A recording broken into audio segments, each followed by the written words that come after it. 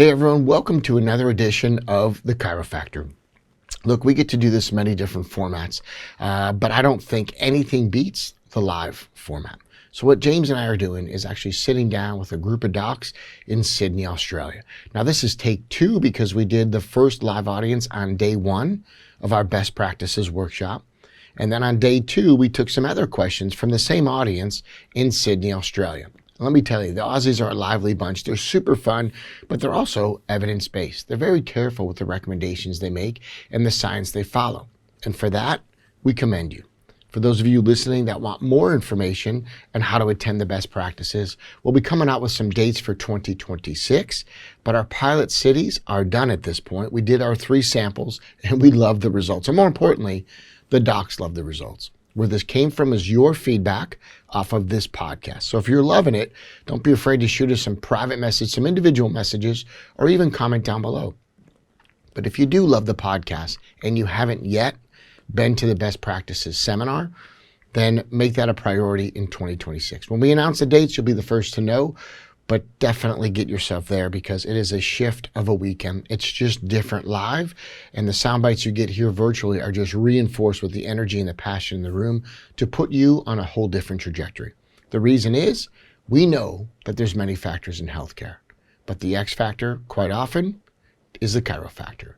Hey, from Sydney, Australia, we have a playful audience. You're gonna love this one. It's pure entertainment, it's heartfelt, and it's also loaded with science. Please enjoy this next episode of the Chiro-Factor.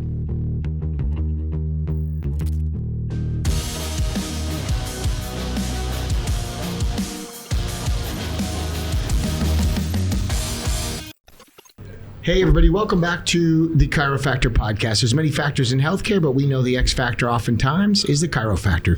We are doing chapter 2, part 2 of the day 2 for the best practices seminar. And we have at the hot mic here, Dr. Andrew Mutzig. Mutzi, thanks for being on here. Thank you, Brad. Thank you for having me. You live in the separate country of WA, is that right? Yes, yeah, we hope to succeed from the rest of Australia. I got that feeling. So Western Australia, he's here from the great city of Perth. Yeah, we're one of those dicks from Western Australia, aren't we? Mike is hot. Mutzi, what is your question? All right. What level of evidence is required before we can sort of start shouting from the rooftops about all the cool benefits of chiropractic? You know, the changes to how we can keep improve our immune system health and those types of things. You know, we know about the basics, the neck pain, the back pain, right. And stuff, but yeah. So after 2 full days of speaking, you consider yourself friends with Chestnut, and that's your first question? Hey, I was gonna. I rest my dick case. What a dick! Anyway, it's better than the German question. Yeah. The answer to that is from a scientific point of view and from a clinical evidence point of view is you need studies that are measuring those outcomes. And to design those studies, obviously you're going to need a control group, you're going to need enough care over enough time, and you need to be measuring those outcomes. And so I've been a giant advocate for doing that for a long time. We need a longitudinal study in chiropractic, and we need to be measuring all kinds of outcomes, almost like the Framingham study, but for chiropractic, right? So we look at over time, and we have a control group, which is easy to do. They don't even have to be involved in the study because you can just use, like the medical service records and pull a control group out of that. And so what we need is a clinical study and looking at those outcomes. And so there's no reason why we can't do it. I don't know why we haven't done it.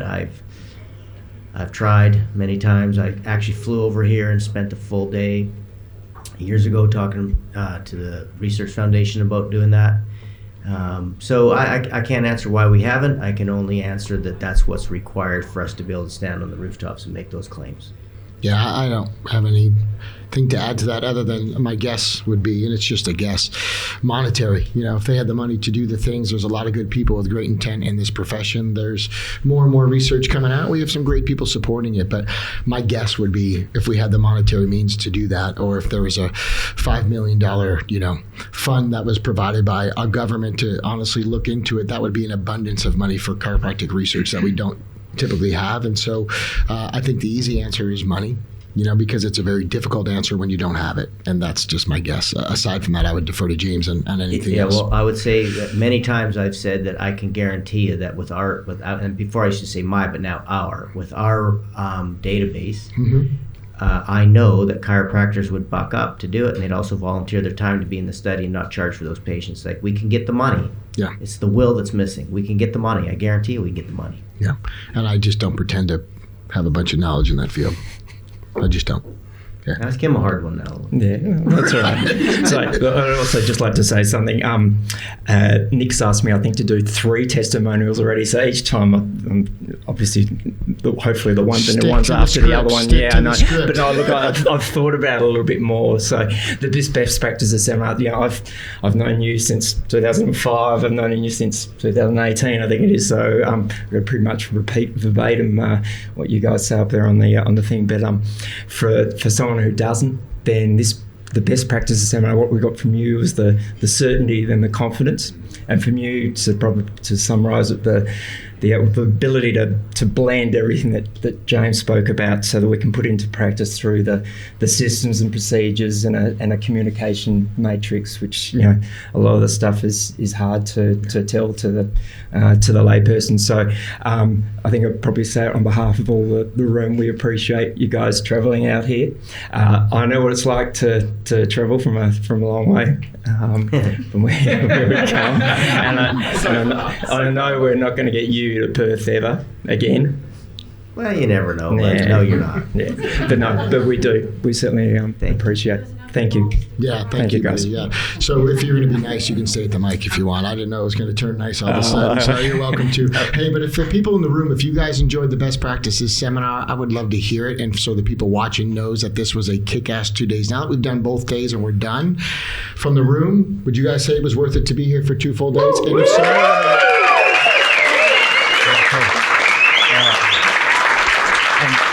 and part of the reason why I think doing it live is just different is the mojo, the swagger, the intensity, feeling the room, fielding questions, the role plays, the hands-on that the delegates get to do in the room, the attendees get to do.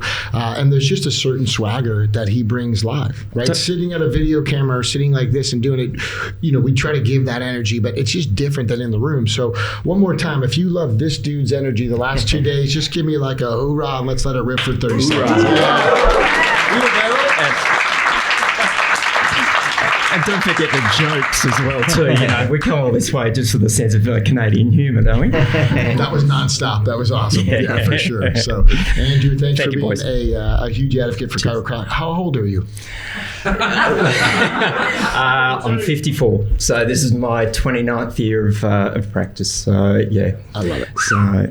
It's guys like that make it fun. He's one of those dudes that and he's a good guy. Even though we tease him, he's one of the good guys. He's awesome. Yeah. He's one of those dudes that came up to my practice and we had a bunch of fun, and he did the Fight Club experience, and I just love when they have that much gray hair, and even though they try to cover it up, but they're veterans and they're still doing it and they're still sharing the love, and there's just, I think it's a fountain of youth chiropractic for the chiropractor when you're doing it in the right model, and I think that's what we try to convey this weekend. If you want to stay young, you have fun and practice because you're doing it for the right reasons, you'll leave your practice each day with more energy than you enter it. And I think in the correct model in this profession, it's a secret to youth, and evidence of that is a great chiropractor and a great friend, and that's why we give him a hard time. But if you wouldn't mind, take that hat off and just show all that gray hair, just so we know just exactly how. Actually, there's not that much gray hair. It's just not that much hair. That's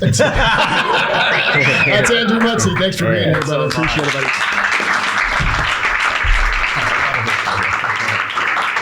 Janine, thanks, brother. Appreciate it. Janine, if you wouldn't mind coming to the mic. Janine, whenever she's asked where she practices, she always says a country town in Australia. She's in Albury. Is that right? I've heard you say that dozens of times. I'm in a country town, and then I went to a country town, and I understand the explanation now. So What's really cool is where you live mentally is more important than where you live physically. That's right? mean. No, but I just It's mean pretty like nice where I live, but you've got a volume practice, and people will say I'm in a rural area, you can't do this or that, and the truth is you've done really well. So anything goes. Ask your question, and if it's too hard, I'll give it to James. That sounds great. Well, I first heard of you, Dr. Brad, many years ago when you were doing your talks. And then I tried to Google you and find you. And then I found that you'd started coming to Australia when you did your Elements of Opening a number of years ago. I think Andrew and I were saying it was either 2017 or 2018. Mm-hmm. And so I've been doing Level Up since then. And both Andrew and I, even though we are a bit crazy, we're really grateful that you've come out and we've been through this together. Right. And it's definitely changed both of our practices, and it's made practice should be fun and get great results. I think you can do that. Yeah, for sure. And did you guys see each other in the Elements workshop after not seeing each other for like 10 years or something? Yeah, I didn't recognize him. He did look a little old. He looked older, right? You walked by and thought, that's a true story. Exactly right. Exactly. Wait a minute. Yeah. Well, the great thing for me is that I was the youngest in my year level. I was only 17 when I started chiropractic. Andrew was already 55. So, and I'm still the youngest in our year level, which is great, right? Great. Absolutely. Yeah, I am 51. I've been doing this. Andrew and I are coming up to doing this for 30 years, so it's a long time. And I think that, the best years are ahead, which is really exciting. Love it. And I'm really grateful that both of you guys have come out. And just to be transparent, Nick asked me for a testimonial, and I did it after Andrew, and Nick said I was way better than Andrew. Awesome. Well done. So my question is, and Dr. Chestnut, you obviously have come out to Australia a number of times, and I think I was there when you originally come out here quite a few years ago, and so I've still got your original books. And I have lost the nutrition book, which I'm gutted about. And my family still use that muesli recipe that you put in there. Oh, yeah. And I have that in the patient library, and those books our patients borrow out really regularly. I've got your new thick one as well, and the gutsy people, they borrow that out as well. Love it. So on the first day, which was yesterday, which seems like 5 years ago already, you talked about being a fast responder. And I love that terminology, and I would love that for all of my patients. And obviously some patients, they just get adjusted and they're slack with other stuff. And, we can all talk about what that other stuff looks like, whether it's the Denerol, whether it's the mirror image exercises, whether it's, NMR. How would you classify, what would you recommend for our patients for us to put them in the fast responder category? Yeah, good question.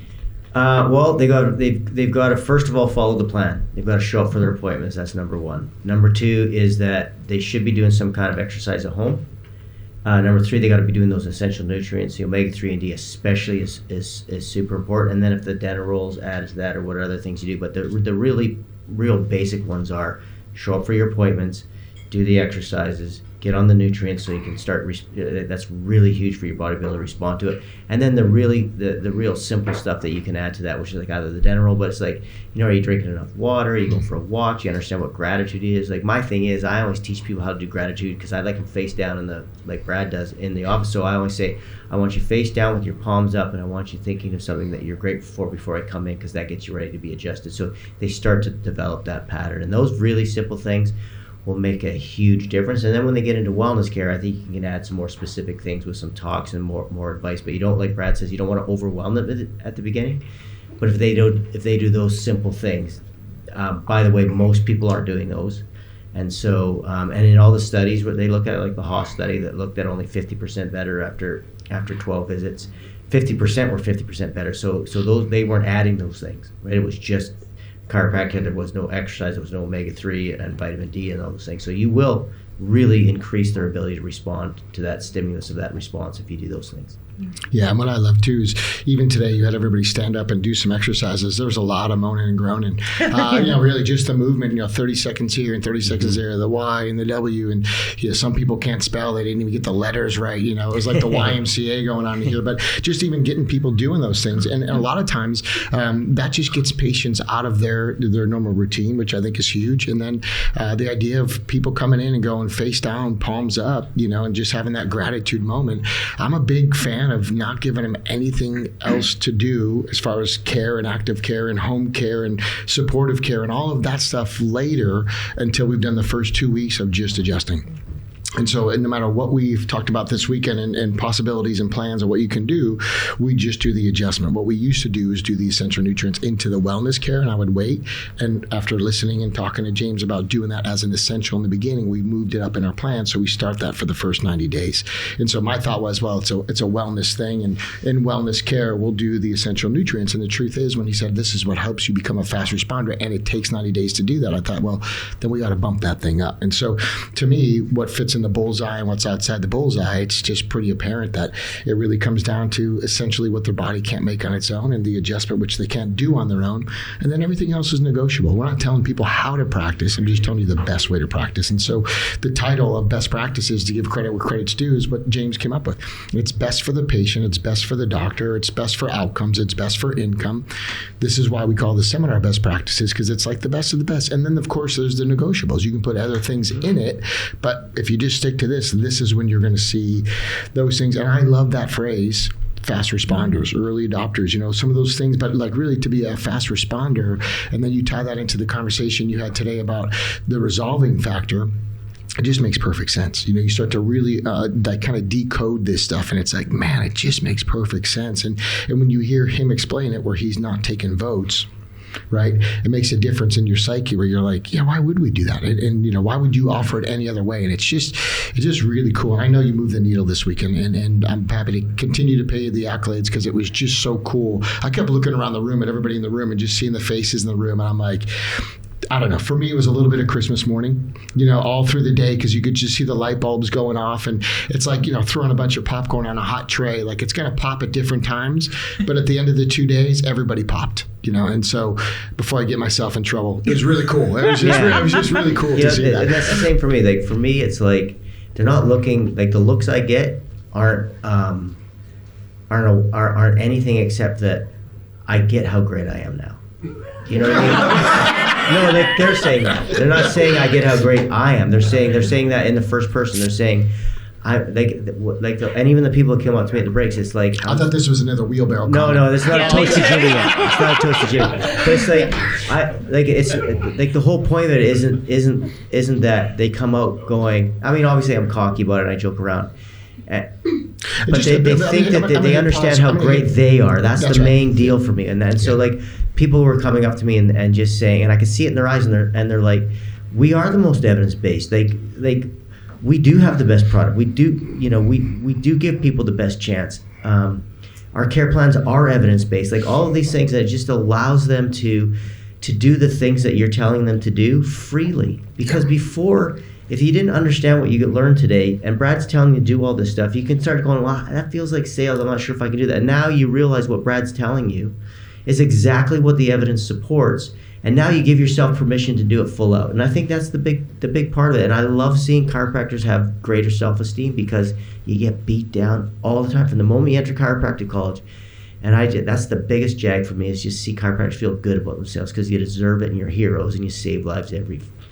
I don't teach a workshop without quoting you, just to be fair. I mean, and most of the things I've done over the years, we haven't had a chance to collaborate like this, but I've always quoted, always said that, just because that's where my certainty came from, a lot of my confidence. And so then to just share the source of where it came from.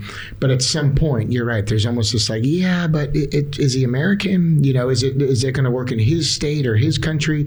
And to where it just was like, to kind of shore up that little bit of doubt, let's just do this together. And the results have just been super cool to see. It is the faces, the energy, the smiles. It's like, you can just see it. If we could do this in a day, we'd do it in a day. But it was a 2-day event. It's a 2-day process between the procedures and the how-to and what we're talking about, and then the why behind the what. And you're just so good at just not giving like one study and being like, we're good. It's like in this, in this, in this, and this. And then you'd click the slide and there's 3 more bullet points, and it's like, shit, we have a preponderance of support and evidence. And people are just looking for like one thing. It's like, it's way beyond that. And kudos to you for working in a country town, Australia, seeing a high volume, doing what you do. because it's remote and sometimes you could feel like you're out of touch. But again, resonating with what James did in the early 2000s, like it's just cool, I think, to see your life's work. I'm speaking about your life's work to come back to Australia. And some of these people haven't seen you in 15 years and you still have left that imprint on them. So again, we get to spend a lot of time. I count you as a good friend, but I'm still a big fan because it's just, it's huge. It's what a legacy is all about. And you've certainly created that, at least here in Australia. And if you guys would agree with that statement that he's creating a legacy, would you just give him some real...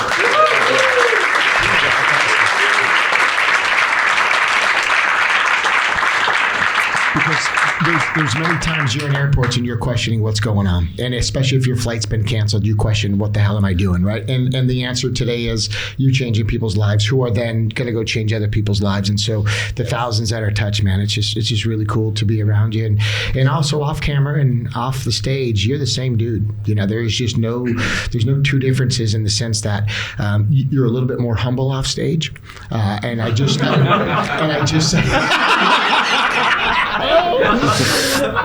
but that certainty, the certainty that you bring, I wouldn't have it any other way, because what you bring today, what you did on stage is infectious, and that's why we. That's the point. That's right, and I want people to hear that, like that. It's not that it's an act; it's just that it's infectious, and it becomes contagious, and it could last 15 years and the next 15 years. So when you're doing it that way, bro, don't change a fucking thing. It's awesome. Thank you. Yeah. Appreciate it. And I think in the words of Martin Harvey, to circle back around, do you like how I did that? Yeah, a collision of podcasts here. Good, yeah. You're welcome. Call it the double click. Double click, yeah. So just two things. Number one, all of this works in a rural or country or remoter setting. So if you guys are out there, wherever you are, hi Kate and Nicola in Ireland, it will work there. In Ireland, imagine a little thing floating off somewhere, it would work there, right? Yeah. It does work there. It is working there. That's right. Absolutely. Yeah. And so just one thing, this is, as I've introduced this with the supplements, because I haven't sold supplements in my practice ever. And so just as listening to your podcasts, and I've been taking it as well. So can you see how good my skin is now? Beautiful. I know, right? You should give some to Andrew Mudstick. It's interesting because patients will already be saying, I know that I need to take it. I just am confused what brand. Well, I'm going to say one thing real quick, just to interject. They're essential nutrients. And I've made the mistake. Sorry. No, it's okay. I'm being the jerk. Being the jerk. I've called them supplements before, and they're essential to the body because the body can't make them. The body needs it. It's the building blocks of it. So just for the listeners, I'm correcting the listeners. They're essential nutrients. They're not supplements, because some people go, I don't want a supplement. We're not supplement. You're giving your body what it needs to work. And if it doesn't have it, you're sick until you come in contact with something, and then you're diseased. And so that's how it works, as BJ would say. It's like, does a sick person get a disease, or does a diseased person become sick? It's like when the petri dish is ripe for the infection, then germs are a variable. If your immune system is super strong, it's less likely that someone gets sick from germs because your immune system's strong. Not that it's impossible, but it's less likely. And when you're walking around ripe for infection, well then, you better worry about some stuff. Yep. Cool. Done. Awesome. Nice job. Let's hear it for Julia. Yeah.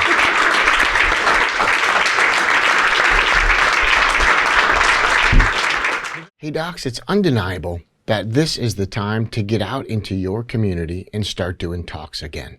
You see, when people were working remotely and not even in corporations or places of business, it was obviously difficult. We did things like telemedicine talks, and we did webinars and Zoom talks, but it was just difficult to convert people. And there's many steps in between that kind of made it clunky. What I want to tell you is, if you're enjoying this evidence-based, science-based approach to helping people under chiropractic care, then you can take one more step into your community and start to attract new patients through the same lens of being science and evidence-based. Meaning, if you put information in front of people at a place of business, at a corporate talk, number one, you're going to be speaking to people who have a job, they're employed. Call me crazy, but I like talking to people who can afford my care. Number two, this idea of attracting believers is huge, because let's face it, skeptics suck. So when you speak and what you talk about ultimately attracts your next new patient. If you've never done talks before, I'm going to suggest you go to my website, levelupmentoring.rocks. On the levelupmentoring.rocks site, what you're going to find is a free 10-point autopsy. Go right to the homepage, enter your email, and we'll send you a 50-page document that outlines the mistakes chiropractors make when they're speaking, and it will also tell you the correct step to do this right. In other words, here's the mistake and here's the correct procedure so you can pull more new patients at your next talk. That is called the 10-point autopsy, and our website is nada.com. Because it rocks, it's levelupmentoring.rocks. Take advantage of our free 10-point autopsy, and if you do want to be trained formally on how to do corporate talks, how to do outside talks so that they draw new patients, then join us for our workshop called Speak to Attract Believers. I cannot emphasize this enough, that the point of doing talks is not entertainment. The point of doing your talks is a metric, it's an analytic. And when you're done, you should have a quantifiable result, meaning each talk should equal new patients to your practice. Hey, look, James and I thoroughly enjoy making you an ethical millionaire. We have fun in the process, if you can't tell. But on a serious note, we've got to get your new patients up. We've got to get your conversions up. So if you want to join us for the Speak to Attract Believers workshop, please know that you can learn two ways. When you purchase, you get immediate online access and you can start learning from the comfort of your own home immediately. We also include, for the same fee, a free seat to a live workshop. One will be in Amsterdam on the continent of Europe. 2 will be in Australia in the beautiful city of Melbourne. And 3 is going to be in the US, and I believe it's in Atlanta. So we will then go to Europe, Australia, and Atlanta to reinforce this information that you can start learning online. And again, that's our Speak to Attract Believers workshop. If you just want to get started and you're a novice, download that 10-point autopsy. It's what kills talks and has docs walking away empty-handed. Start there, and if this progression excites you, then definitely jump into the online course, a cohort of docs that'll move through, and you can even see us live in the month of July 2025 on a continent near you. Because in July, I'll do all 3 of those workshops, USA, Europe, and Australia. Now back to the programming, the entertainment, and the fun that we like to have with a live audience. We're going to do a couple more. Sam, I'm going to pull you up here. And if Pat Sim is here, will you just stand up, Pat Sim? We're going to finish with Pat. Yeah, cool. Just so you know, you're going to ask a question. Start thinking of it. We're going to get Keith up here, and I want to get a State of the Union on the ACC. Cool. This is Sam Floriani. Put your hands together for Sam.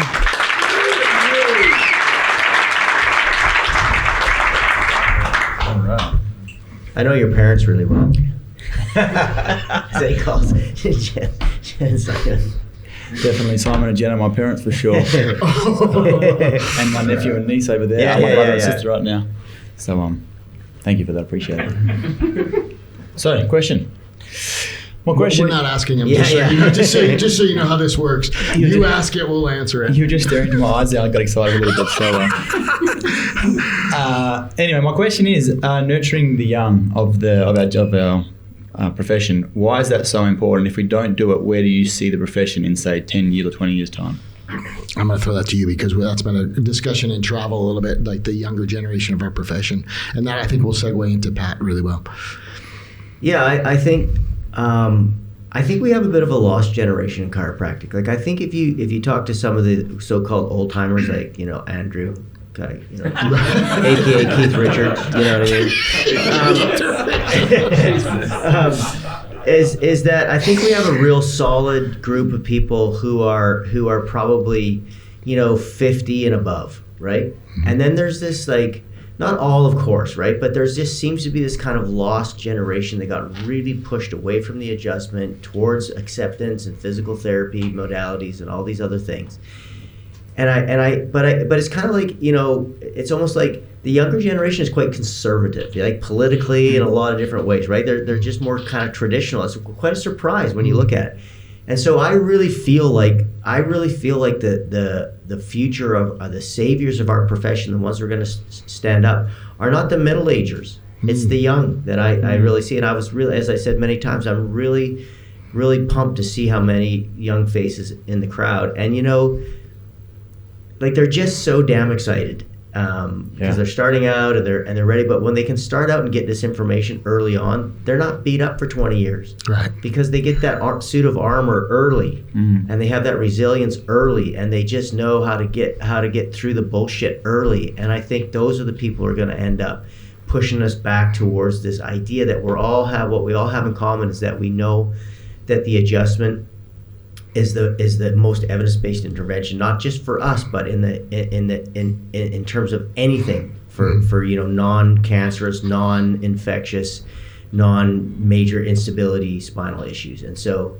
the youth are incredibly important. And again, I'll get my hats off to the people who are educating, because this is the important stuff that we need to get these people educated earlier in an environment that doesn't beat them up and make them come out and have very low self-esteem, low confidence in their product and services, and an unrealistic, misinformed belief in the allopathic system that it's superior. Yeah. That's devastating. I would say one of the people that's doing that is sitting here. Sam does something called Wonder Nights here in Australia, and he reaches the students before they cross the stage. There's some advantages to doing that. I think, in the U.S., a lot of new grads are confused because there is insurance reimbursement for physical therapy modalities and items and things. And so they're like, hey, I'm trying to run a business or get my practice started inside of somebody else's practice, and if I can bill it and get paid.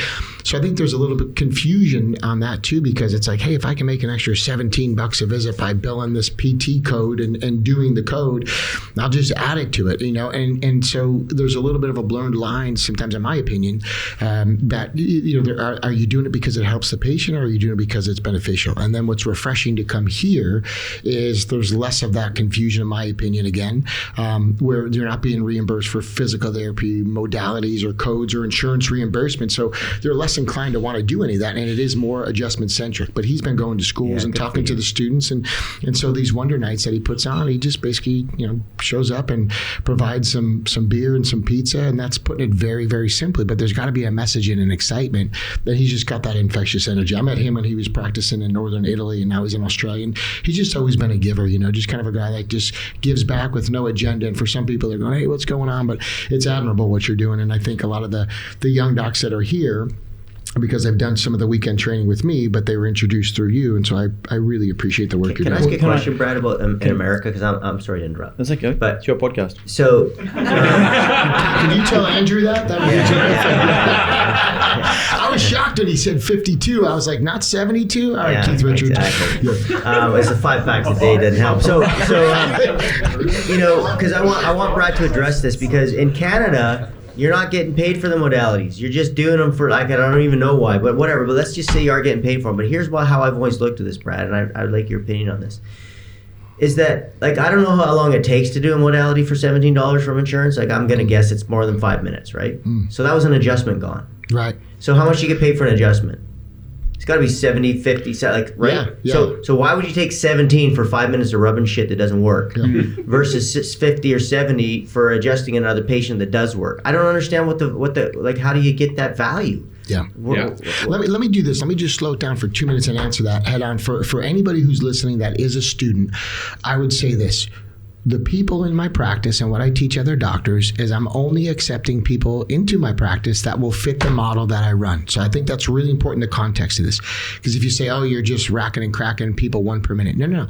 They've been pre-qualified. We've done probably the most thorough examination, consultation, x-rays, analysis, Shea Health assessment. We do 7 layers of science. We go through all of this. And if they qualify for my care, then they're in my practice. However, the care I choose to deliver doesn't take very long because I've done all of that work up front, which is also why I never adjust on the first visit. I just want to see if they're going to fit the model, because there's 98% of the population that doesn't have an appointment. So I think that's really important to understand. The people that I choose to see fit these parameters, and you can choose your own parameters. But if you're a student listening, you decide who you let into your practice and your practice model. In my practice model, and what I like to share with other doctors is not everybody's right for my practice. And I make jokes about this because humor sticks. And the joke is, if you have a problem with your foot or you're taking off your shoes and socks to show me something, I don't do feet, go see a podiatrist. And sometimes people will laugh and I go, but my point is, I don't do feet, which means I'm not waiting for someone to take off their shoes and socks and then get adjusted and do whatever plantar fasciitis rubbing you're going to do to then put their shoes and socks back on. Now that might take 15 minutes in a practice. So people go, well, and you got to touch feet. Absolutely. And that shit's contagious. And if you're going to get a disease, there's a better way to do it. Talk to Keith Richards. Yeah. So, and then you're rubbing the next guy's neck. What the? What? Oh, I know. So, but does that make sense? Where if your practice style is rubbing feet and shoes on and shoes off and all that stuff, well, yeah, it's 15 minutes. But if you pre-qualify people and you go, this is how I choose to practice, my visit time is less, which means I can help more people.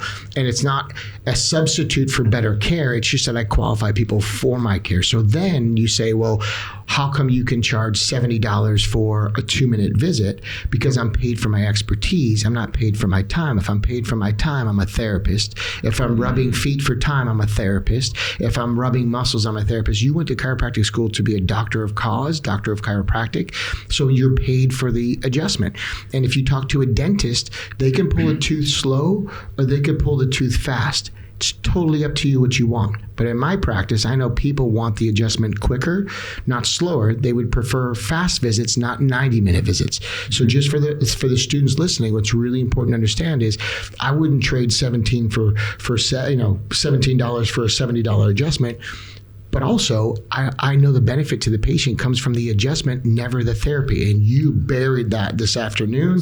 I know I'm egging the audience on, but if he made the point that the adjustment's the most important thing, and if you really heard clearly this weekend that the therapies and the things that people traditionally do are secondary, tertiary, or maybe not even on the table, will you make some noise? Put your hands together if he buried that.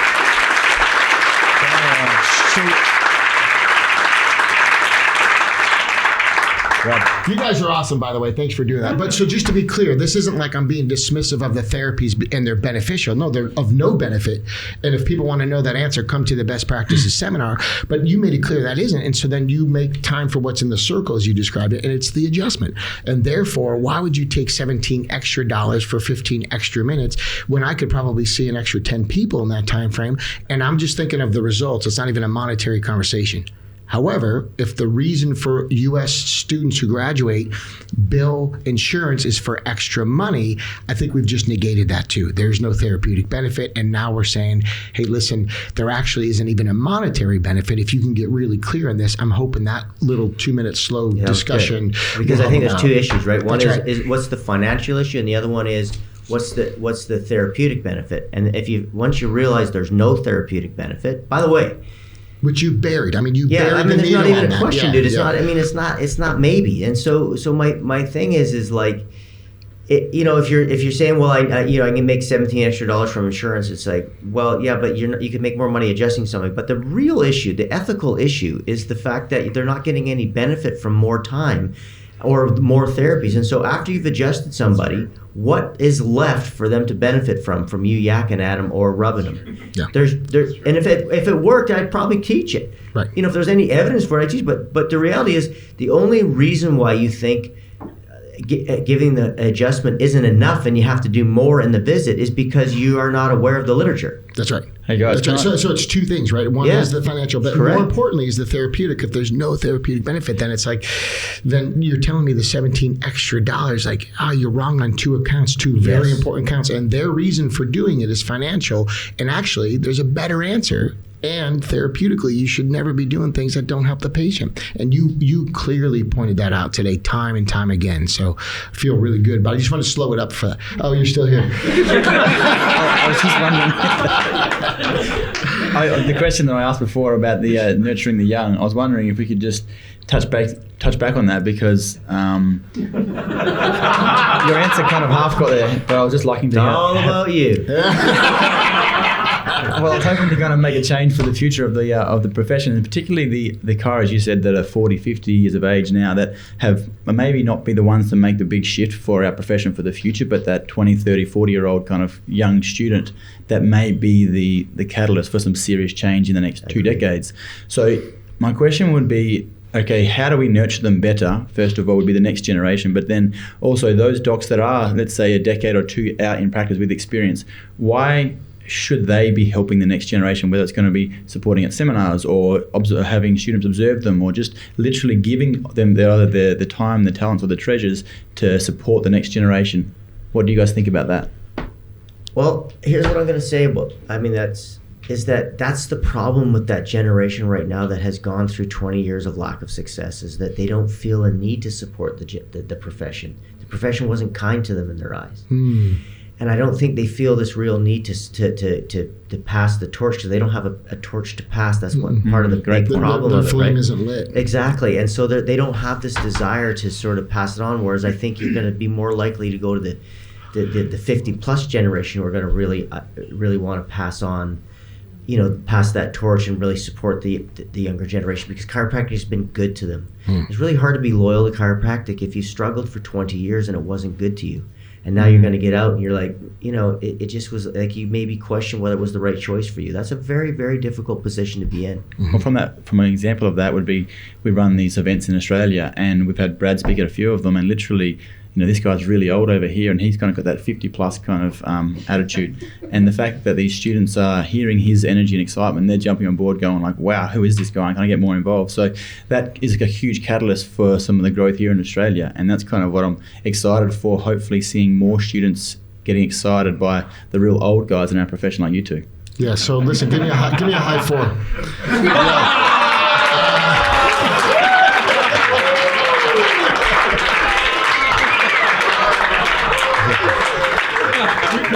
We told him one question, but he was like 1, 2, 3, 4. That's what he was going to ask.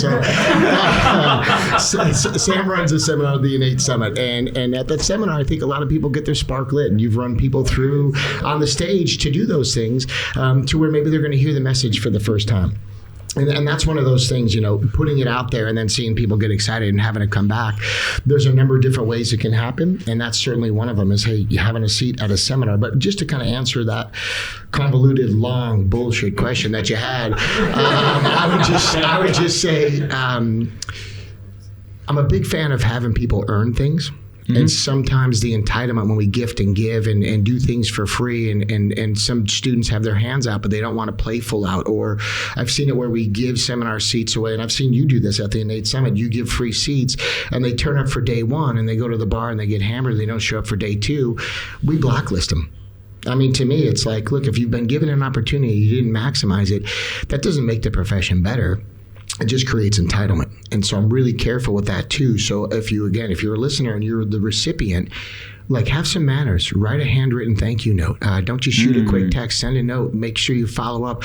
Go and look the person in the eye. Shake their hand. Like, my 4 children know I would whack them in the back of the head if they didn't stand up and shake somebody's hand and look them in the eyes and thank them after a gift, and kiss their grandparents, for a present at the holidays. Like, there's just some things that are unacceptable. And so if you're a listener, that might sound tough, but that's the language I choose when I'm mentoring someone. And a lot of associates in my practice, they call me Mr. Miyagi. They're like, wax on, wax off. Why do I have to go get your coffee? And I said, because I want to see where your weaknesses are. And right now you have a short fuse, and that's going to be a problem in the future.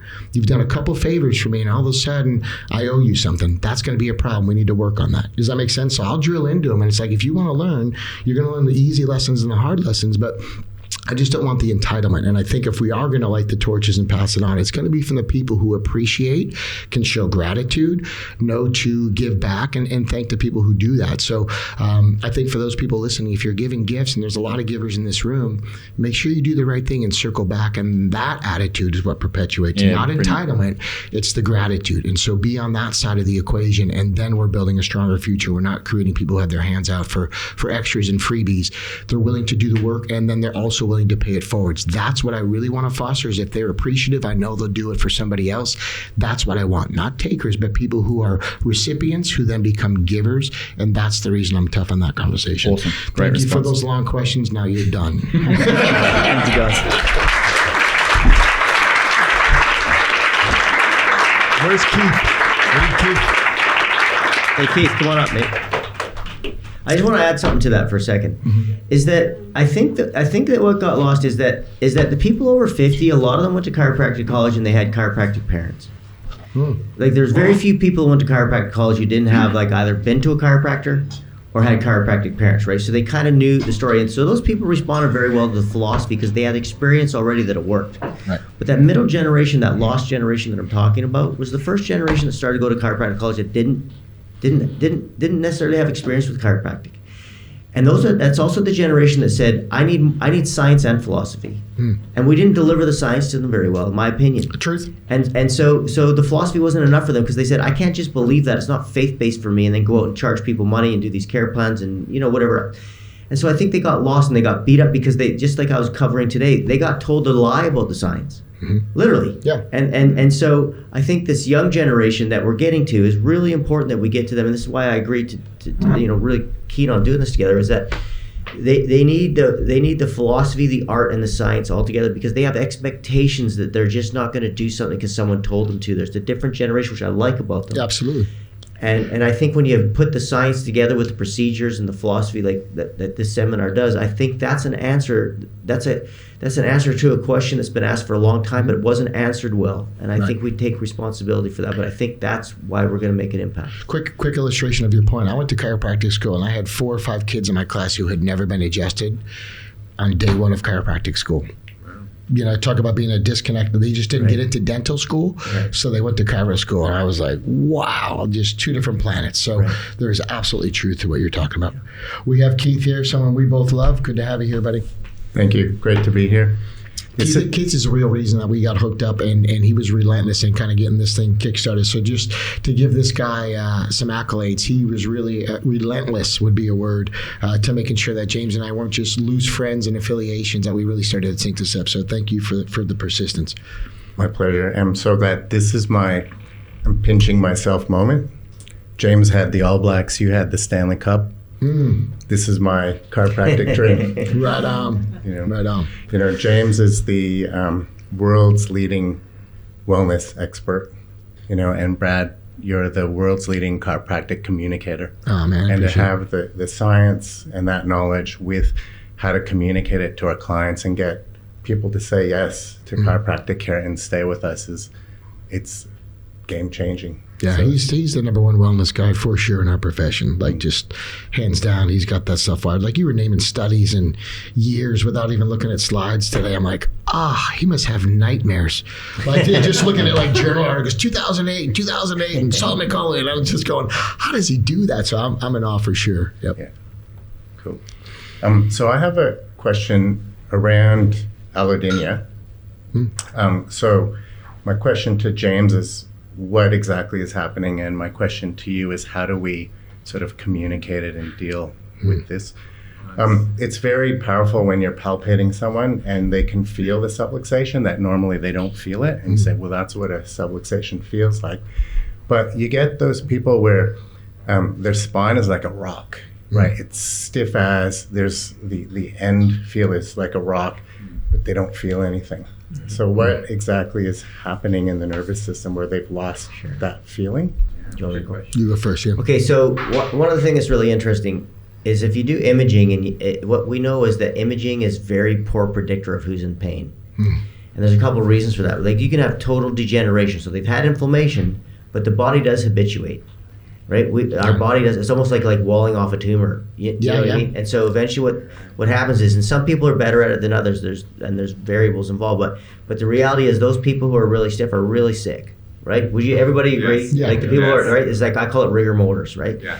And so, and there's degrees of rigor mortis. Like, and obviously these people are along the continuum, and healthy people aren't super stiff like that in their spines. And so, but it's very possible that the nociceptive pathways are still firing, but they're actually, the parts of their brain have habituated to it and basically just turn it off. It's like if you have a rock in your shoe and you walk around for a while. Eventually, you'll callus around it, but eventually it actually won't even hurt. Wait a minute. What the? Cheers. Let's just do it right in front of Keith, just to be rude. Oh, we didn't see you sitting there. I only drink Guinness. Oh, that's really good. Holy shit. Drink well. Anyway, so and I think this is a really important point, right? Is that those people are going to get sore.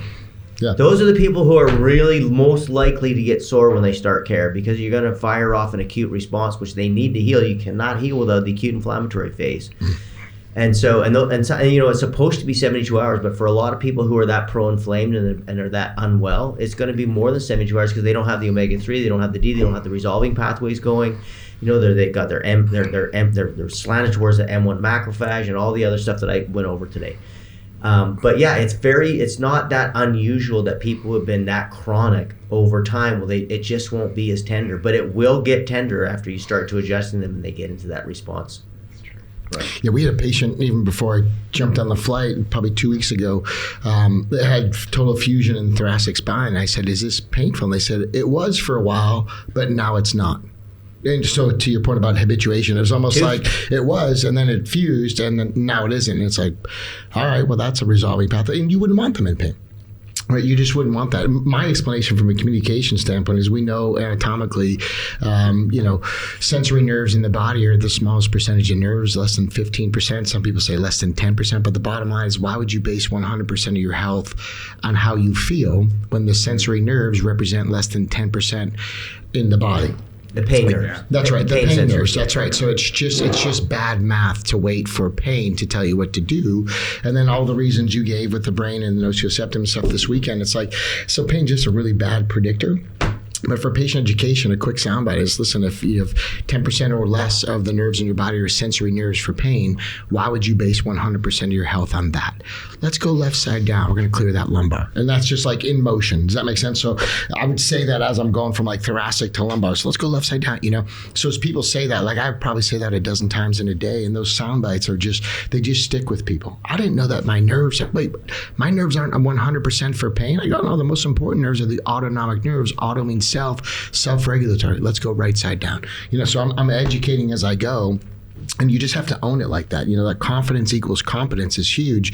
You're delivering the education as you're delivering the adjustment, and you just own it, and you correct them as you go through the process, so they're not left to believe that pain's the only trigger, pain's the reason they come in, or pain's the reason to celebrate a success. It's way more than that. And so to me, I think the allodynia, to go back to your question, really is kind of like that silent killer.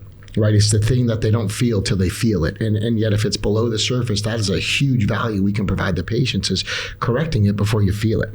Right, and so to me, I think that's a big part of why we don't abandon in wellness care and some of those things. It's really kind of tying it back into the bigger picture for the patient. Awesome. Yeah, after some of the other fiascos at the mic today, you can ask a second question if you'd like. Yes.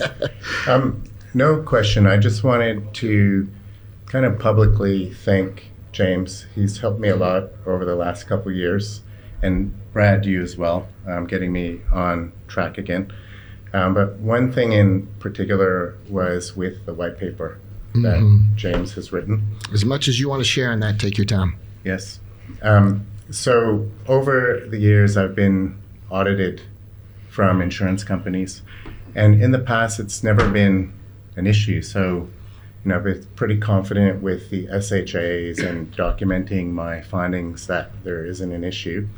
But last year it was different. I had 3 audits, and 2 of them were asking for an explanation rather than just sending in clinical records, which is a bit different. It's like, well, where do I start with this?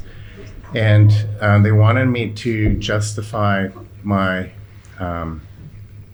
billing patterns, as well as explain why I'm an outlier compared to my peers. So the first person I thought of was to call James. And so I gave him a call and I said, hey, this is what's happening. Do you have that review on the Haas paper? And he said, sure thing, I'll have to find it. Give me till tomorrow, I'll send it to you. And then he said, Keith, this is what you say. He goes, do you have a pen? I said, yep. He goes, are you listening? I said, yep. He said, fuck you.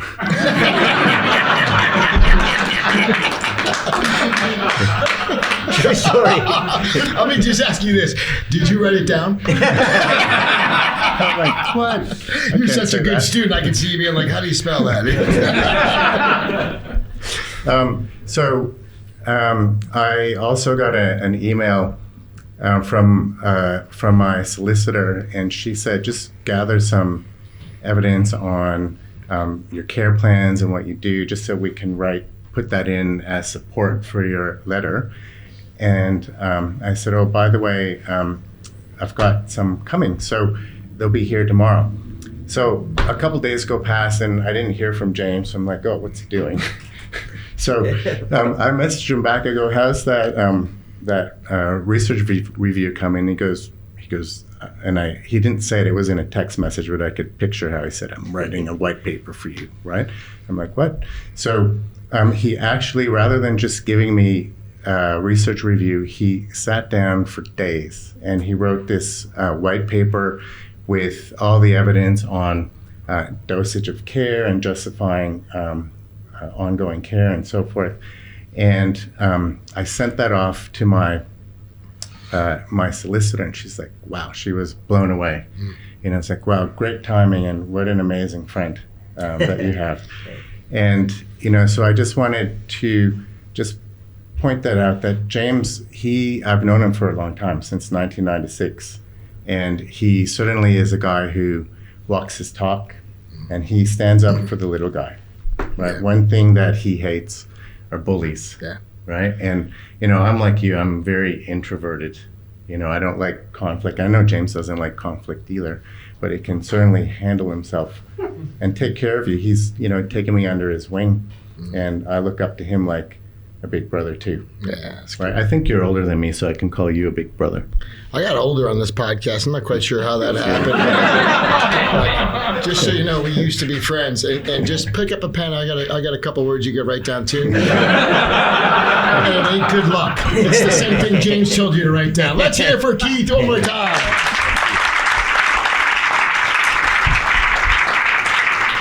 Pat Sim. Thanks for doing that, brother. Thank you. Thanks, bro. Yeah, where can people find that white paper? Because I think that's a monumental piece for our profession. It can be found. It's in the. I've got research review bundles, and one of the bundles. You can get them all, and then you'll get it, or in the research review bundle, which hang on a second. I'm going to do you a solid here. Okay. You're a phenomenal human being. You give a lot to the profession. What he's skipping over, I just want everybody to notice this. He's skipping over the website where people can actually purchase this. Do you see what's going on? Like, he's so worried about promoting, he won't just fucking tell us where they can buy the shit, because it's really good. Fine. Okay. And 8choice.com if you're in the US, and 8choice.ca if you're in Canada, and 8choice.australia. Is it 8choice.au? Ladies and gentlemen, after the podcast, we're going to work on marketing. But anyway, I need Brad. But anyway, so it's available in Australia as well, and anything on the Australian site, like the nutrients, the books, the research reviews, the online seminars, is also available in New Zealand. The Australian website serves both. Sorry, Kiwis, but. That's how it goes. Cool. And so just real quick on that before we get into the question from President Pat Sim, these research bundles can be like a 1-minute soundbite. If I don't know what you're talking about right now, what are you talking about? Okay, so for about 6 or 7 years, I did a research review on an article every month where I went through the methodology, explained it to people. I went through everything from like the clinical evidence for chiropractic, some of the physiological evidence for chiropractic. I went through all the evidence for our competitors and showed that stuff. I went through the systematic reviews and showed the stuff we talked about today. A lot of stuff on omega-3 and vitamin D as well. I just did a series of research reviews. And then what I realized was I was kind of running out of studies. So now every once in a while a good one comes out, I just do a review and I'll just add it for free. You don't pay extra for that. But I just kind of ran out of material. And so I thought, okay, well now what I'll do is I'll put them all on the website in bundles. And then so I've got a clinical evidence for chiropractic bundle. I've got a neurophysiological evidence for chiropractic bundle. I've got a dose of care and care plan bundle, and that's where the white paper is. Mm-hmm. And the reason I wrote that white paper, I do love Keith, although I've been picking on him since 1996, but was because Keith was bullied. Mm. And when I saw what they were doing to him, and that they were trying to bullying him into giving his patients less care than they need because they told him he was an outlier. And so it just bugged me. So if I see, I just can't do the bully stuff. And so But then I thought to myself, well, everyone else could benefit from this, so I decided to add it to that research bundle. Yeah, so just for the listeners, the research review, you pay a nominal fee to not only get the article, but also, more importantly, I would say, is the explanation, and then you've educated yourself in the process and go from there. So, again, it's not just quotes from the paper. It's like explaining why the paper can or cannot say what it says and what the conclusions are. It just goes a little deeper into it than just simply a few quotes or whatever. It allows you to, it analyzes it in a way that if you don't have a scientific methodology background, you couldn't do. Yeah, and I'm just gonna break pattern real quick. So just for the audience that's here, real quick, this is the James I travel with. Does that make sense? So you guys saw the arrogance and the bravado, and he's giving you the chutzpah and the swagger up on stage. The truth is, he's super humble. He's so humble, he won't even promote a thing that's really good for people, and everybody should have it. So this is like the dude that I know is like, if you're really being honest, he's overly humble. But when he's on stage, he's bringing that for you guys. So just so you know, that's the balancing act that we do. There's times I'm like, bro, just promote it, just say it. Does that make sense? So that's his nature. And at the same time, if somebody's being bullied, all of a sudden he's going to rise to the occasion. So I know I'm prompting you guys a lot. I really appreciate you this weekend. But just so you know, that's the human inside of all of this stuff. Is he's got a heart of gold, and he genuinely cares. So as much as he tries to cover that up, that's really who he is. So that's my accolades on that. I'm excited you're here, brother. This is very exciting to speak to you. This is cool. We got President Pat Sim here, and he is the president of the ACC, the Australian Chiropractic College. We've talked about you on this podcast multiple times, and today we're going to try and do it in a good way. Just kidding. So I appreciate you being here. I just kind of want to get an update, State of the Union, what's going on in education, chiropractic, the school. I know there was a program that was at RMIT in Melbourne, and from what I understand, you correct me at any point, that they are shutting down their chiropractic program, or they have shut it down. The school that you run, the Australian Chiropractic College, is known as a very vitalistic school, principle based. You've got a great relationship with Kelly Holt over at NZ, New Zealand College of Chiropractic. They've lent you the curriculum. They've supported. Gave it. Thank you. Gave you the curriculum. Like really gone above and beyond with the blessing of the board of directors and the people that serve on the board, and really good people. We got Simon Kelly here just to give him a shout out. Some really cool people in the room. Ginger. And basically, you started the school in Adelaide, but with the closing, again, if I'm wrong, you correct me, in Melbourne. You've actually opened up a branch in Melbourne in addition to Adelaide, and now we have 2 locations for the same school, which is Vitalistic Chiropractic, based on the New Zealand College of Chiropractic curriculum, which they gave you. And you're just doing some really awesome stuff. And so I was just stoked to see you here this weekend and popping in. And I just want like a little update, State of the Union. You can ask a question or just make a statement, but I love your energy, and I count you as a close friend too. So thanks for making some time, and anything goes. Well, it's very nice to get the opportunity. Should I say, firstly, that I don't think the Australian Chiropractic College would be here without this guy. Right on. So I reckon 2003 or 4, I got him to come to Adelaide. I was the president over there at the time. I realised the guy couldn't swim. I took him down to the beach, down to a reef, and had to bring him to some safety because he floundered a bit in the water. Other than that, I was wrestling a shark. Yeah. But we didn't have romantic walks on the sand. Sure we did. It's very good. But yes, I think James' first book, and listening to covers CDs at the time, that really changed my view and really helped me find chiropractic. So that was over 20 years ago. 20 years and again, ago. just talking about a legacy and making an impact, and sitting in airports and you're wondering what you're doing, you've done great work down here. And you and I have had chats on the phone and stuff. You're like, hey, James changed my life. And now here you are as a leader in the profession and the president of the ACC, and obviously a massive influence there. So keep going, pal. Well, we've got 3 chiropractors somewhere. There's one of them over there holding a phone. So we've actually got 3 chiropractors from the Australian Chiropractic College who are here today because I talk about you, and they've flown in to be here to hear you speak. Is that Adele that's over there? Adele's over there, yeah. She's one of our chiropractors, one of the very first chiropractors from the college. And her spouse is a lacrosse player on the Australian national team. He's a stud. Right. He was actually covering the #1 player in the world, Lyle Thompson, who's a Native American. I got photos of him in San Diego because he was covering the best offensive player in the world, and that's her spouse. So all of it comes together. Keep going. And she loves chiropractic too. Absolutely. So we've been looking after him for a very long time. Maybe a bit about the college. I know you're talking a little bit about chiropractic itself. So we define chiropractic as the analysis and adjustment of vertebral subluxations. And we're very clear about that's what we are. Yeah, you can definitely give it up. Yeah. We've also asked ourselves our question, what is different about ACC from other institutions? And we feel as though there's a line which you have to reach to get accreditation. But that line is really about how well we can do pathogenic analysis. How well can we find diseases and refer off and all those sorts of things. And that are important. I think we need to recognise too that we have a responsibility as registered healthcare professionals. We need to be safe and effective and ethical. And so we have to get to that line. But that's not chiropractic because the algorithms associated with finding these pathologies are the same whether you're a GP or a physiotherapist or a chiropractor. They are the same thing. There's no separation in skill set if that's all you are trained to do. So we think we operate above the line. Yeah. And so chiropractic exists there. We've recently done mapping of our program against other programs in Australia. If we talk about the individual subjects that a student might study, at a standard university, they might do 44 over the course of their 5 years. At ACC, you do 56.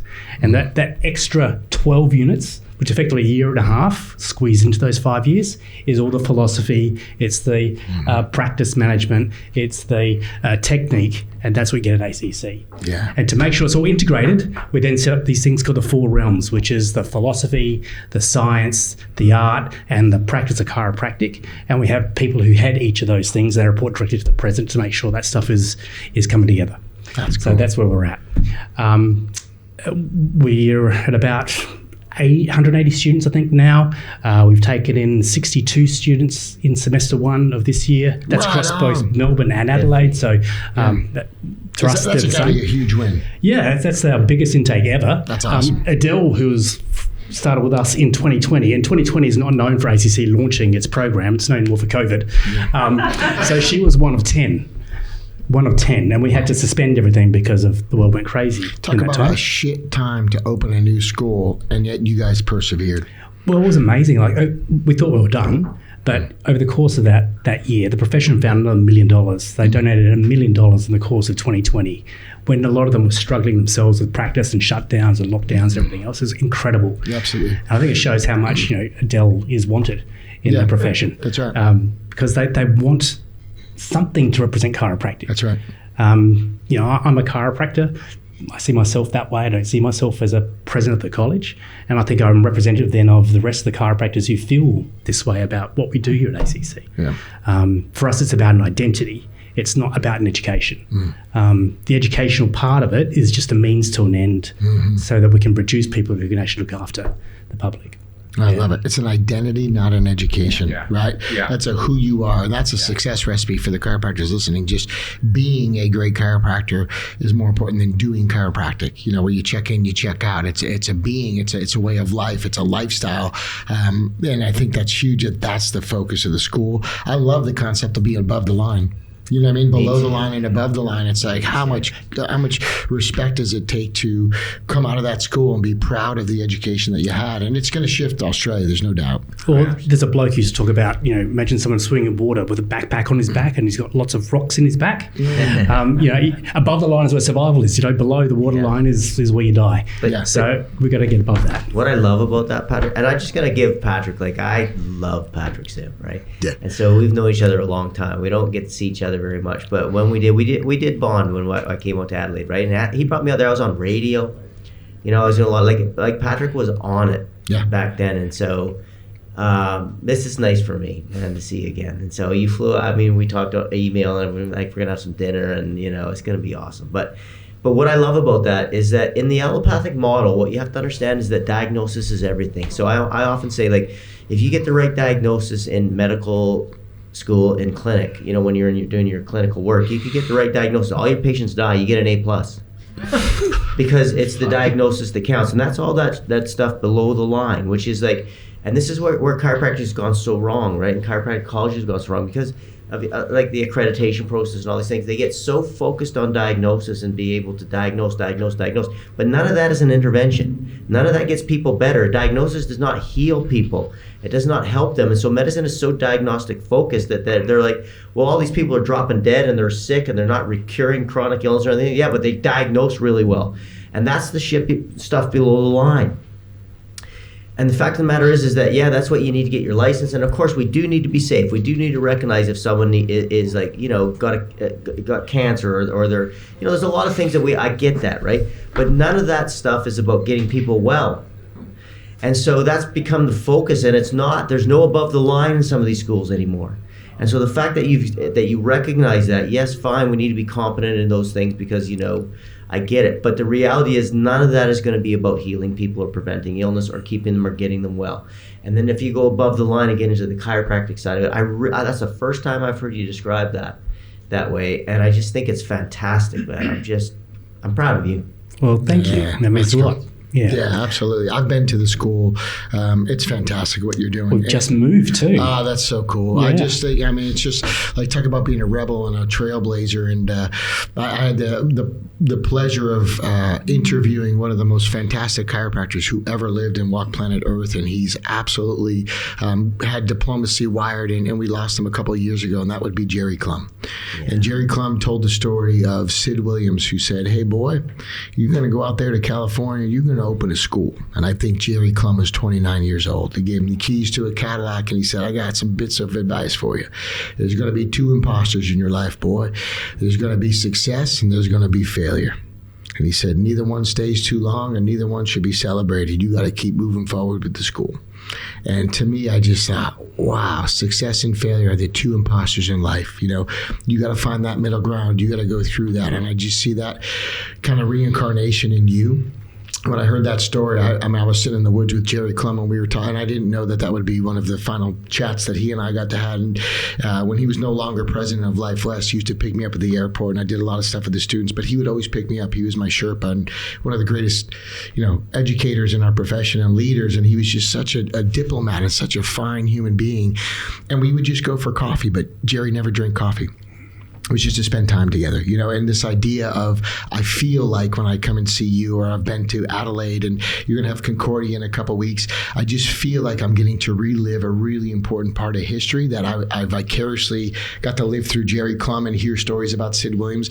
And yet when even just sitting with you, like, I just feel that, I just feel like your commitment to the profession, your commitment to growing it here in Australia. And it's so profound. And the above the line and the below the line, it's concepts like that, like the imposters in life and success and failure and above the line and below the line. It's just really cool intuition into how your brain works, and that's the shit that's going to get it done. That's the leader that's going to get this thing happening. So I'm just, super proud to call you a friend. And really, I'm an admirer of the work you do and the stuff you have going on. And, we support the school as well. And the students you have there, man, they're just world class. They're just a really unique group of students. And they're just some of the coolest kids. Like we were out last night having a drink, and 3 of your graduates are there, and it's high fives and hugs. And I fucking love those kids, man. They're just such good. They just remind me of my own children, and it's like, you're just doing a great job as a mentor, as a leader, as an educator. Like, just super proud of the work you're doing. Did they tell you what they chose for a purpose statement? No. So I got the pleasure to work with them in the last week. I had the last couple of hours with them, and I took them through like a visioning purpose statement type thing. And they came, I forget Thierry, forgive me, but they came up with, as a purpose for the year, be the revolution. So these guys, they're doing it already. Like, yeah, man. I talked to them, and they're struggling in practice because the chiropractors who they're working with don't understand them. Yeah. Because they don't understand chiropractic like these guys do. Because they didn't get the education they didn't get the education. Providing, right? They're working at a higher level than the chiropractors who are their principals. You right? talk about shifting the needle? Yeah. They're doing it. Yeah. And I'll tell you what, the good news for them is that frustration will be probably their superpower. Right now, it's a bit of a handicap. Like, they're like, oh gosh, they aren't getting it and I'm frustrated. That will be their superpower. And that's because you've done it the right way. Right. So I'm getting choked up on that. And that's just cool though. It's just like, it's amazing. And be the revolution. Is that what you said? Be the revolution. Yeah. We always know the revolution will not be televised. Exactly. Right, it's going to happen from the inside out. Now, you've been blowing your wind up at James's backside for a fair bit. during this podcast. I should say. Is that a fact? I should say that My backside cannot get wind blown up.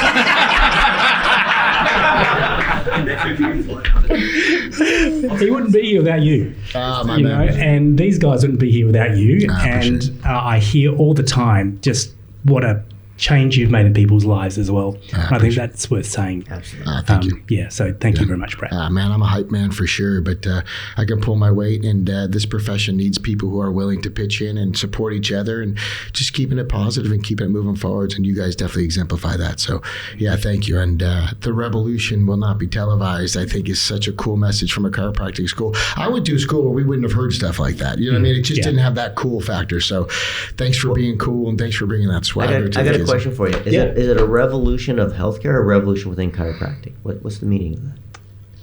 I think it's probably both. Yeah. I think chiropractic's not about health. I think it's above that. I gave a presentation last year sort of talking about emergence. And there's weak emergence and there's strong emergence. Weak emergence you can think of in terms of how starlings, they flock and they murmurate. They do these things you can't predict by looking at the bird that they're going to do this cool patterning as they come down to roost. So that's weak emergence. Or a wave happening. You can't tell by looking at a water molecule that waves are going to happen at the interface between where something's dense and something's less dense. That's weak emergence. Strong emergence, they say, is things like the universe from nothing. They can't work out by looking backwards how the universe came out of nothingness, or how out of the material of the universe living things occur. Like, how does that just happen? And then out of living things, out of biology, how does consciousness occur? These are strongly emergent things. So I think in terms of chiropractic, health is a weakly emergent property of what we do. But I have the suspicion that the strongly emergent property of what we do as chiropractors is up here or more. It's about how people choose and think about their lives. It's the legacy they leave. It's the dreams they have. I think people who are under chiropractic for a longer period of time, and even short periods of time, they just start making different decisions. They see the world differently. And I think that's really where we get the change. And I think that's where they're going to be the revolution. Yeah. The reason I ask is because, is what I was thinking about is that what we need a revolution from is that lost generation. What we need a resurrection of is the generation before. Yeah. Gerry Clum said, "You're right at the adjusting table. Comes from other people's blood, sweat, and tears 100%. at the negotiation table." And I can't tell you. Look, this is something I didn't know we had in common. Another thing, right, is I never called Dr. Clum Gerry. I couldn't. I loved him too much and respected him. I won't go into it because I know but I have like some of the things that happened that Gerry Clum did for me. He is one of the most finest, humble, giving human beings that have ever called themselves a chiropractor. And God bless him. Yeah. Rest in peace. I love him. I would say one of the things, I think anybody who got to know Gerry really well has a Gerry story. Yeah. And when he would pick me up at the airport, we'd go sit in the woods and just have a chat. And I told people, and they go, "Wait, what?" And I just said, "Yeah, it was just me and him." And he had this like fatherly figure that if you got to know him really, he just had that impact on people, and here we are, 3 grown men crying at a table. Yeah, but well, like 2.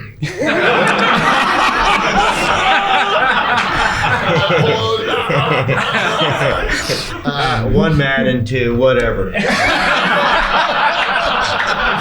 From the bloke who can't swim. What's a fella got to do to get but really, I mean, just like talk about again legacy and impact and those kinds of things. But I see that in you. Me too. And I think you are.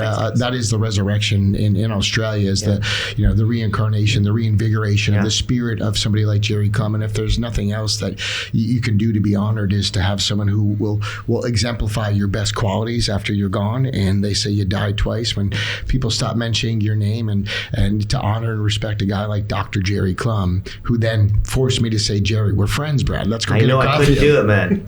We go have coffee. Did he call you Your Honor? He always called me Your Honor. How you doing, Your Honor?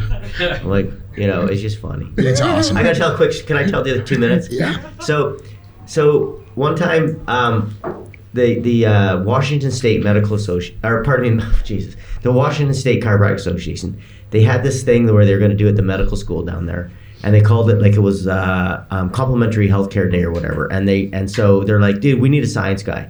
So they called me up. I live in Canada, but they're in Washington State right below me. And they called me up, a guy by the name of Gerry Butters.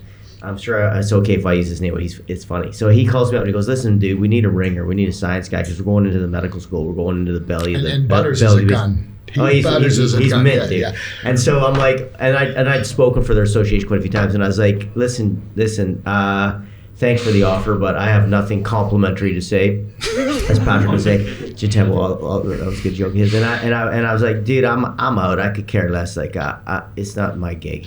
And he's like, oh, you sure? And I'm like, no, get someone else. I'm sorry. It's just not in my sort of interest. And then so I get this phone call, right? And it's Dr. Clum. And I'm like, hi, Dr. Clum. He goes, hey, how you doing, Your Honor? And he's like, I hear Gerry, or I hear Dave Butters. I hear Dave Butters was asking you to go down to the thing. He goes, I'm going.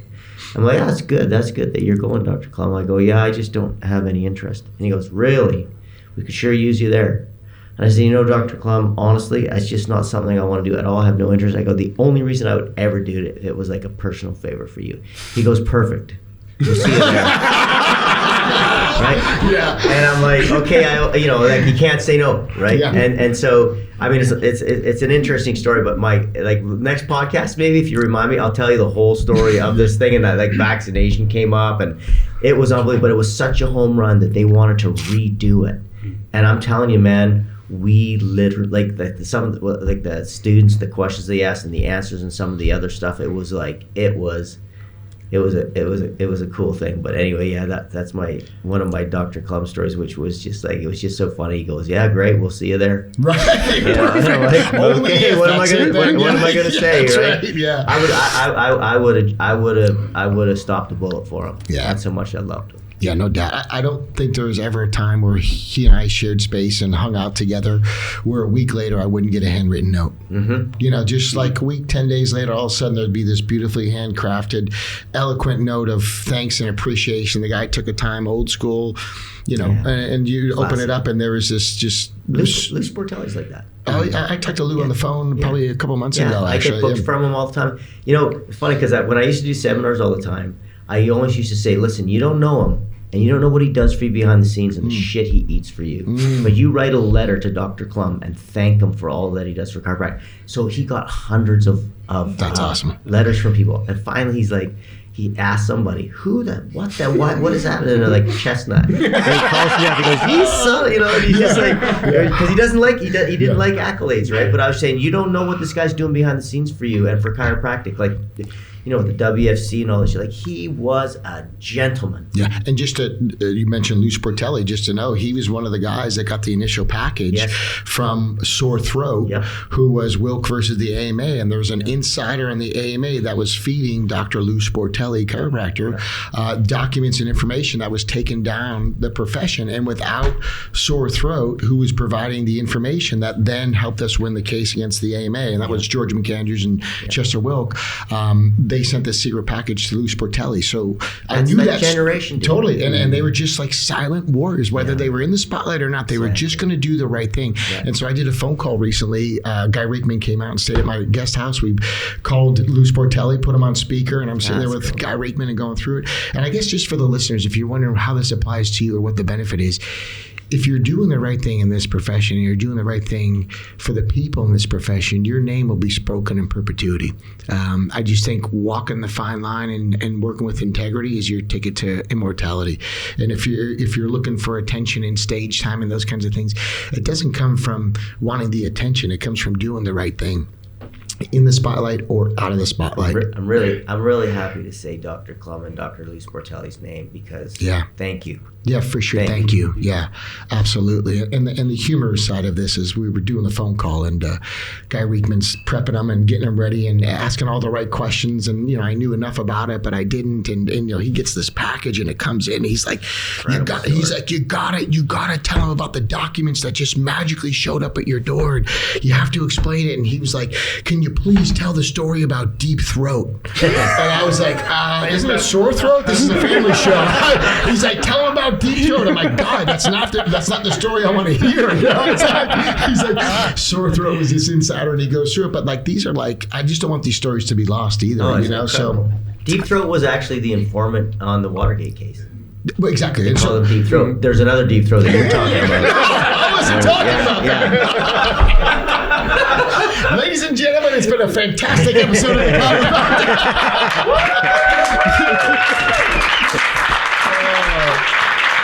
Thank you. So I think we shared the sentiment, and Pat Simon doing the work behind the scenes, because I have no doubt that there's been some rough nights and hard work, and I would just like to underscore some of the things you've done. He's worked as a chiropractor to supplement the income at the school because he took a pay reduction to make sure the school worked through tough times. They opened the school, then the pandemic hit, and basically he worked as a chiropractor so the school could stay open. And there's just small things like that I also don't want to be forgotten going forwards.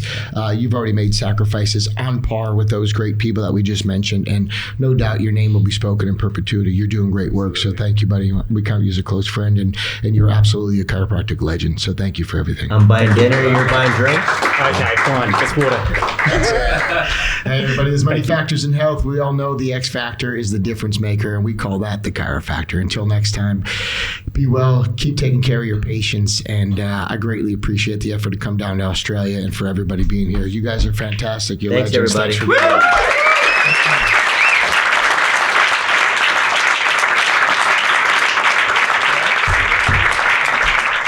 Hey everyone, there is a tentative date for the next best practices here in the USA. There's a possibility of doing one in 2025. We're looking at the middle weekend of November, around the 15th of November, in the middle of the US. That city is called Dallas. So look for a Dallas workshop, maybe in November. You'll be the first to know when we announce it, but our best practices workshop is really what's putting docs on a different path. And if you want to learn to do talks and effectively do well with a 10-minute talk, a 30-minute corporate lunch and learn, or even a 50-minute in-house talk, meaning one inside your practice, all three disciplines will be taught at my Speak to Attract Believers workshop. Here's what's even better. In the month of July 2025, we will be in Europe teaching this workshop live. I will also be in Australia teaching this live in July, and then again in the US. From travel perspective, it doesn't make any sense. But for the month of July, we'll be on 3 continents teaching docs how to attract believers, how to do talks to attract the right kind of new patient into your practice. Join us because it is a hybrid program. And the minute you purchase, you get an opportunity to learn online and you get a seat to the live workshop on your continent. Go to levelupmentoring.rocks for all the latest and greatest tips, any announcements on when we're going to do best practices. And remember, it's not a .com. Because it rocks. Levelupmentoring.rocks is where you can find the cities and dates when we're going to be near you, whether that's Atlanta or in Amsterdam, over in Europe, possibly in Melbourne. I look forward to seeing you there. Cheers, everyone.